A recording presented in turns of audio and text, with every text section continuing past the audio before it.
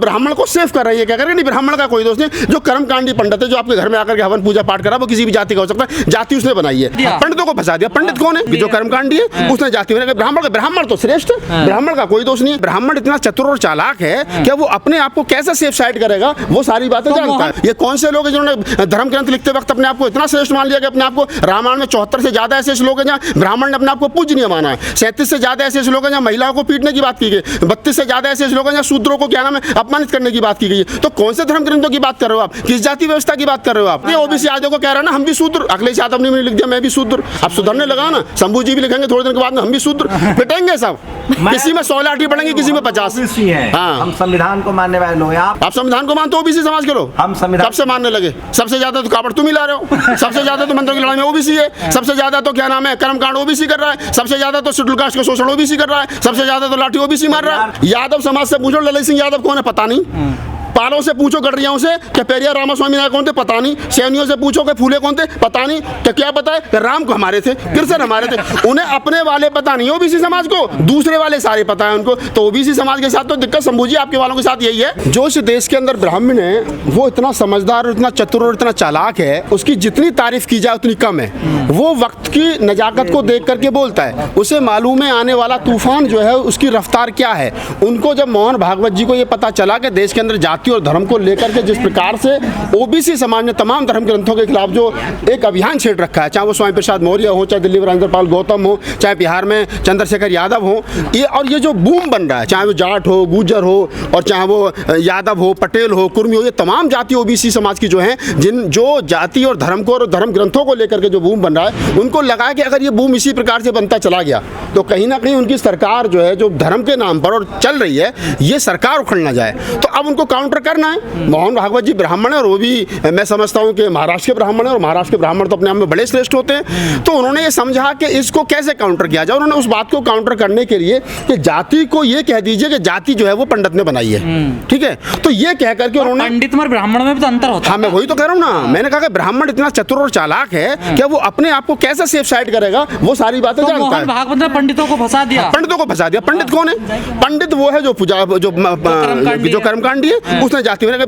ब्राह्मण तो श्रेष्ठ है, ब्राह्मण का कोई दोष नहीं है। मतलब ये वही वाली बात है। आप इस बात को समझिए कि जो मोहन भागवत की स्टेटमेंट है, वो स्टेटमेंट वो ब्राह्मण और पंडित के फर्क को दर्शा रही है। वो ये बताने की कोशिश कर रही है कि जो ब्राह्मण है उससे कोई दिक्कत नहीं है, जो दिक्कत है वो पंडित से दिक्कत है। जो कर्मकांडी जो आपके घर में जाके हवन पूजा कर रहा है, जिसने वेद शास्त्र लिखे हैं, जिसने धर्म शास्त्र लिखे हैं, जिसने मनुस्मृति लिखी है, जिसने रामायण लिखी है, जिसने गीता लिखी है, जिसने वो सारे धर्म ग्रंथ लिखे हैं, जिसमें इंसान को इंसान नहीं समझा गया, जिसमें 3000 हजारों साल तक इस देश के 90% आबादी को शिक्षा से, रास्तों से, मंदिर से दूर रखा गया, ये जितने भी लिखा है, हाँ, ये वही तो बता रहा हूँ ना। तो वो उनको सेफ करना चाहते हैं, क्योंकि लड़ाई जो है, ये जो फूले अम्बेडकरी आंदोलन के लोग हैं, जो SC ST OBC माइनॉरिटी के लोग हैं, ये इनकी जो लड़ाई है वो धर्म शास्त्रों से। जैसे डॉक्टर अम्बेडकर ने कहा था कि जितने धर्म शास्त्र हैं जो इंसान को इंसान ना समझते हो, इन्हें बम से उड़ा दो।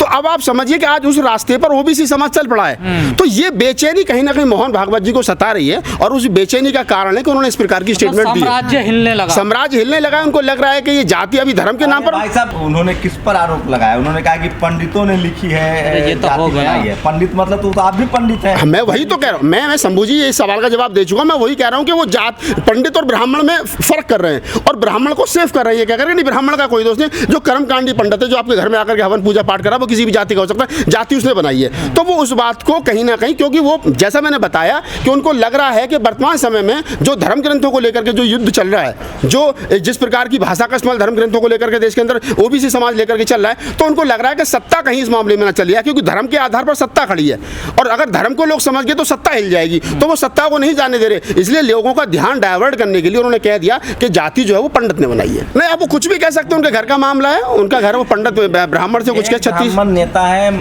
लोहड़ी तिवारी मिश्रा, उन्होंने तो कहा कि संविधान में बदलाव किए होते, बाबा साहब ने जाति बनाई है। नहीं, आप ये समझिए ना कि जब संविधान नहीं था इस देश के अंदर, जो लोग ये कह रहे हैं कि जो जाति बनाई है वो बाबा साहब ने बनाई है, तो भैया मुझे ये भी बता दो कि जो इस देश के अंदर हजारों साल से जो जाति के आधार पर शोषण हो रहा है, एकलव्य का अंगूठा क्यों कटा?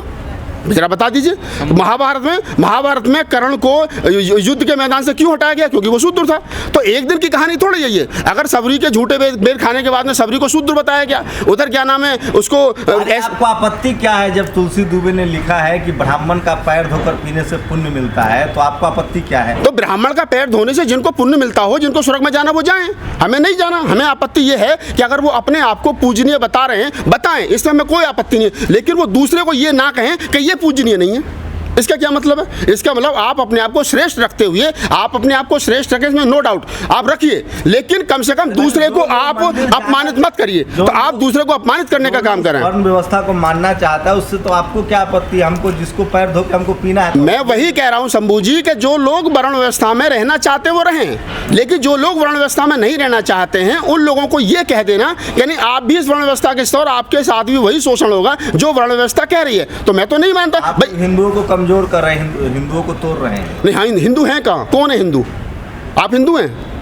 आप हिंदू हैं? क्या है? आप हिंदू हैं? क्या है? आप हिंदू हैं? बताओ कौन हिंदू? आप हिंदू हैं? यहाँ जितने लोग खड़े हैं आप पूछ ले हिंदू कौन है? कोई चमार है, कोई काकोली है, कोई पासी है, कोई खटीक है, ठीक है, कोई ठाकुर है, कोई क्षत्रिय है, कोई वैश्य है, कोई ब्राह्मण है। ये सब जातियां हैं, हिंदू कोई नहीं है। हिंदू नाम की कोई चीज नहीं है, हिंदू नाम की कोई बीमारी नहीं है। लेकिन वो तो नारा लगाता कि हमें हिंदू होने पे गर्व है। हाँ, तो पूछो लोग हिंदू की परिभाषा क्या है? हर धर्म जो भी जितने इस देश की धरती पर धर्म है या मजहब है, उनका एक संस्थापक है, उनका एक टाइम पीरियड है कि उस धर्म की कब स्थापना हुई और किसने स्थापना की, उसके मूल सिद्धांत क्या है। आप मुझे बता दीजिए इस देश के अंदर हिंदू धर्म की स्थापना कभी, उसका संस्थापक कौन है? 2 सवाल हैं, बता दो। इसी के बारे में बता दो पहले। नहीं, 1000 साल पहले हो, 1000 साल पहले किसी ने तो की होगी। सनातन का मतलब क्या है? सनातन का मतलब क्या है? सनातन के बारे में बाबा साहब डॉक्टर अम्बेडकर का विचार है कि ये कौन से सनातनी है जो लोग अपने आप को सनातनी कह रहे हैं। अगर इनका बस चल जाए ना तो ये पीले कपड़े बैठ करके किसी मजार पर बैठ करके चंदा ले सकते हैं। ये कोई सनातनी नहीं है। सनातनी का मतलब हो जिसमें कोई बदलाव ना होता हो, जो जैसा नेचुरल है वैसा हो। ये कौन से लोग हैं जिन्होंने धर्म ग्रंथ लिखते वक्त अपने आप को इतना श्रेष्ठ मान लिया कि अपने आप को, रामायण में 74 से ज्यादा ऐसे श्लोक हैं जहाँ ब्राह्मण ने अपने आप को पूजनीय माना है। 37 से ज्यादा ऐसे श्लोक हैं जहाँ महिलाओं को पीटने की बात की गई। 32 से ज्यादा ऐसे श्लोक हैं जहाँ शूद्रों को क्या नाम है अपमानित करने की बात की गई है। तो कौन से धर्म ग्रंथों की बात कर रहे हो आप? किस जाति व्यवस्था की बात कर रहे हो आप? आज के आप हम क्यों बोले दूसरे धर्म पे भाई? जब हम हिंदू हैं तो हिंदू धर्म पे तो बोलेंगे। मैं बता रहा हूँ ना, जब हमें हिंदुओं की ठेकेदारी दी गई है, हमें कहा नहीं आप हिंदू हो। अभी तो आप बोले हिंदू नहीं, मैं कह रहा हूँ जब हमें ये बताया जा रहा है बार बार कि हिंदू हैं आप हिंदू, आप चमार, खटीक, पासी, धानक, Jat, Gujjar, Yadav, SC, ST, OBC सब हिंदू, सब हिंदू धर्म के में, तो फिर हमें पढ़ना तो पड़ेगा हिंदू धर्म नाम की बीमारी क्या है, और जब पढ़ेंगे तो पता चलेगा ना। तो मैं ये कह रहा हूँ कि हिंदू धर्म नाम का जो षड्यंत्र है, पेरियार साहब की कोटेशन है कि हिंदू धर्म नाम का कोई धर्म नहीं है। ये इंसान को गुलाम बनाए रखने का एक षड्यंत्र मात्र और कुछ नहीं। श्रेष्ठ है तो आपको दिक्कत क्या है? मुझे दिक्कत यह कि ब्राह्मण श्रेष्ठ है तो वो किस आधार पर श्रेष्ठ है? कोई वो ब्रह्मा के मुख से पैदा। हाँ, तो कौन सी कोई जो जब वो पैदा हुए थे तो मुख में, आज साइंस ये कहता है कि मुख से बच्चा पैदा हो ही नहीं सकता, पेट से बच्चा पैदा, गर्भा से पेट में होता है। तो मुख में कौन सी बच्चेदानी है जहाँ से ब्राह्मण पैदा हो गया? बताए ना, आप 9 महीने तक मुंह में बच्चों को कैसे रख सकते? आप, मैं कह रहा हूँ एक 200 ग्राम का लड्डू मुंह में रखेगा 9 महीने तक रख लेगा कोई? नहीं रख सकता भैया। ये साइंटिफिक, जब इन्होंने धर्म ग्रंथ लिखे थे उस समय इनको ये मालूम नहीं था बेचारों को क्या कल को डॉक्टर अम्बेडकर पैदा होगा, फूले पैदा होंगे, कबीर नानक पैदा होंगे, वो लोगों को तार्किक बनाएंगे। और वो सुनिए, अरे दिव्य आज कहाँ चलेगी दिव्य शक्ति? कहाँ दिव्य शक्ति? बताओ ना दिव्य शक्ति। हाँ, मैं कह रहा हूँ ना, ये सारे दिव्य शक्ति वाले जो आज कह रहे हैं, मैं बता रहा हूँ शंभू जी आपको कि जो लोग ये कह रहे हैं कि उस समय दिव्य शक्ति थी, मेरा आज सब लोगों से सवाल है कि जो कह रहे हैं कि स्वामी प्रसाद मौर्य का सर कलम करके 21 लाख देंगे, क्या जरूरत है 21 लाख खर्च करने की? मंदिर में बैठा बैठा शराब तो अपने आप भस्म हो जाएगा। 21 लाख कहा जरूरत है भैया? क्या जी वो राजेंद्र पाल गौतम की जवान काट के लो 50 लाख देंगे? पहली बात तो मुझे खुशी है कि चमार आज 50 लाख के तो हुए कम से कम, जिनकी बेचारों कोई वैल्यू नहीं थी। ठीक है, आज 50 लाख के हो गए, धन्यवाद। बाबा साहब डॉक्टर अम्बेडकर जिनकी संघर्ष के बारे में आज जो बेचारे अछूत थे, जिनकी परछाई से घृणा थी, वो 50-50 लाख की उनकी जीव हो गई है। और दूसरी बात यह कि मेरे ब्राह्मणों से बची, इन पे मुझे दया आती है शंभू भाई, इन पे इतनी दया आती है। एक तरफ तो तुम कहते हो कि हम तो परम ज्ञानी हैं।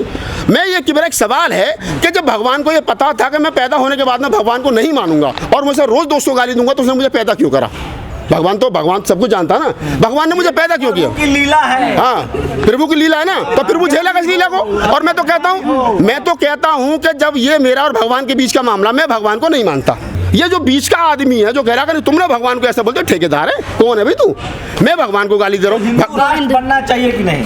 हिंदू राष्ट्र, आप शंभू भाई मजे वाली बात करते हो कई बार, ये बहुत मजेदार क्वेश्चन है। मैं कहता हूँ भारत के अंदर 5 लाख से ज्यादा गांव हैं। ये जितने लोग हिंदू राष्ट्र बनाने का सपना देख रहे हैं ना, एक गांव को पहले हिंदू राष्ट्र बना दो। जिस दिन ये एक गांव को हिंदू राष्ट्र बना देंगे उस दिन में, अरे मैं कहता रहा हूँ देश में तो 5 लाख गांव है भाई, पहले एक गांव को बना लो हिंदू राष्ट्र, बनाओ तो सही, शुरुआत तो करो कहीं से। काम चल रहा है ना।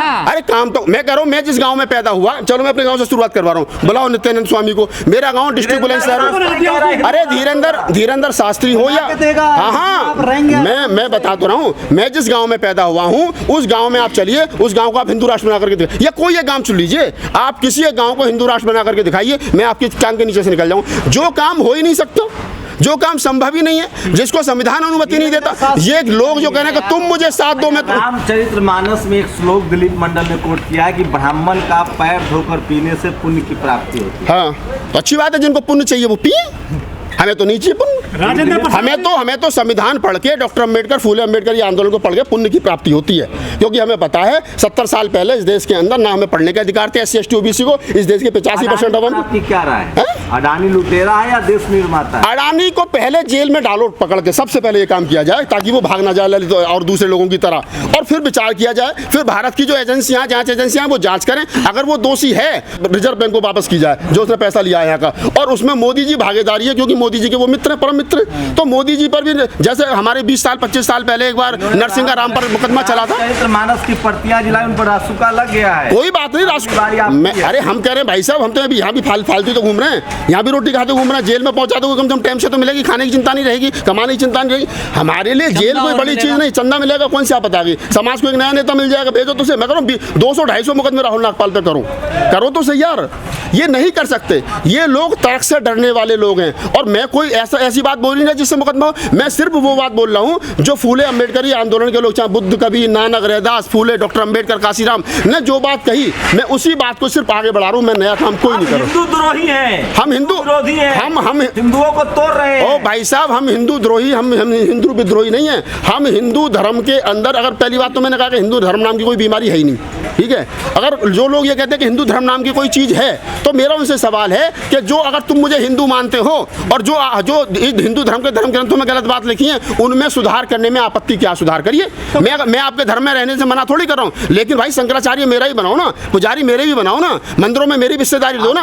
आपको दान पेटी की चाबी चाहिए, दान पेटी की चाबी चाहिए, हमको दान पेटी की चाबी चाहिए। मंदिर में एक शेड्यूल कास्ट, संविधान के हिसाब से एक शेड्यूल कास्ट को भागीदारी दी गई है। हाँ तो हर दिलवाओ ना, कहाँ मिल रही है? मैं तो बन गया। अरे तो उसमें एक का तुम्हें बनवाओ शंभू कुमार जी को, एक का गजेंद्र को बनवाओ। ओबीसी को नहीं बनाया जाएगा, बनेगा ओबीसी बनेगा। ओबीसी मुफ्त में लाठी ढोने के लिए तैयार है। नहीं कोई बात नहीं, ओबीसी आज को कह रहा है ना हम भी शूद्र, अगले साथ अपनी लिख दिया मैं भी शूद्र, अब सुधरने लगा ना, शंभू जी भी लिखेंगे थोड़े दिन के बाद में हम भी शूद्र, पिटेंगे सब, किसी में 100 लाठी पड़ेंगे, किसी में 50। हाँ, हम संविधान को मानने वाले लोग हैं, आप लोग हम लोग को धर्म में मत धकेलिए। आप संविधान को मानते हो, आप संविधान को मानते हो, ओबीसी समाज के लोग हम संविधान कब से मानने लगे? सबसे ज्यादा तो कावड़ तुम ही ला रहे हो, सबसे ज्यादा तो मंत्रों की लड़ाई में ओबीसी है, सबसे ज्यादा तो क्या नाम है कर्मकांड ओबीसी कर रहा है, सबसे ज्यादा तो शेड्यूल कास्ट का शोषण ओबीसी कर रहा है, सबसे ज्यादा तो लाठी ओबीसी मार रहा है। कौन थे? पेरियार तो ओबीसी, लेकिन पेरियार को ओबीसी पढ़ कब रहा है, फूले को पढ़ कब रहा है, नारायण गुरु को पढ़ कब रहा है, रामस्वरूप वर्मा को, जगदेव बाबू कुशवाहा को पढ़ कौन रहा है, ललित सिंह यादव को पढ़ कौन रहा है? आप पूछ लो यादव समाज से पूछ लो क्या ललित सिंह यादव कौन थे? अरे मैं कह रहा हूँ ना, यादव समाज से पूछो ललित सिंह यादव कौन है, पता नहीं।